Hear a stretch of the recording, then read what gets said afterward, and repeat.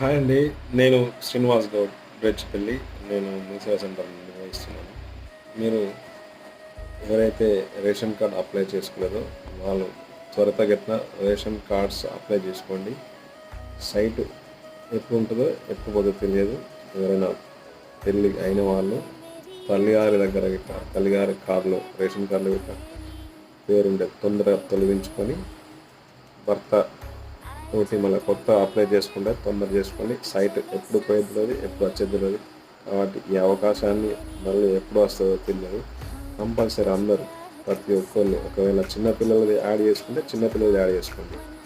ఆ date of birth కానీ తీసుకొని సమీప ఆధార్ సెంటర్లోకి పోయి ఆధార్ తీసుకొని ఆధార్ కార్డు తీసుకొని వాళ్ళ పిల్లలను మీ రేషన్ కార్డులో యాడ్ చేసుకోండి. మళ్ళీ అలాగనే పెళ్లి చేసుకున్న వాళ్ళు కొంతమంది ఏంటంటే మీ సేవలకు వెళ్తారు. మీ సేవలకు వెళ్ళి కొత్త